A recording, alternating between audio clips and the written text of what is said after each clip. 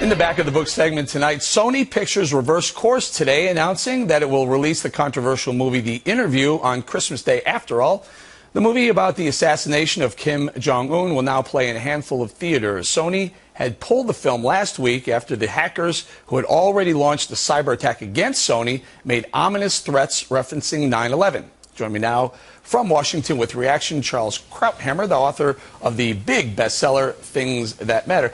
Charles, so Sony reversed direction now.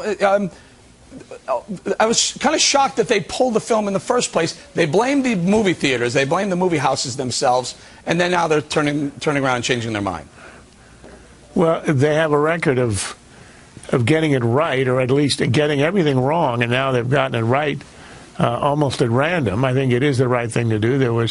They should not have pulled it from the theaters. Many theaters wouldn't have shown it. But what they should have done is what they're doing now, which is those theaters willing to show it, they ought to show it.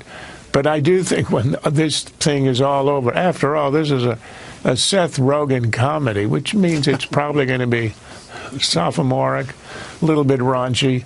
And when it's all over, people are going to say, so we had a confrontation with a nuclear country over this. And I'm guessing here that when the reviews are in, that Kim Jong-un will be voted the critic of the year over this movie. For suggesting that they pulled the movie before it hits for suggesting it wasn't exactly up to snuff. Charles, no, they've obviously done the right thing. Charles, the White House, did they provide cover when President Obama said Sony shouldn't have pulled the movie?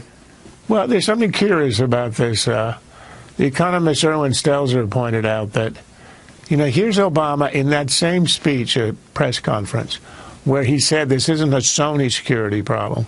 This is a national security problem. Well, national security problems are the province of the president. So why did he wait for Sony to call him?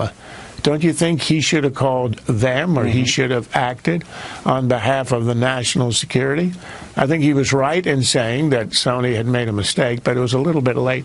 I don't think anybody in this affair has covered themselves with glory, but it'll probably end up okay. And at some point, I do think Sony, which is going to lose a ton of money over this anyway, should release it online so everybody can see it, and that you poke a finger in the eye of the North Koreans by essentially having the largest audience ever for anything. Sure.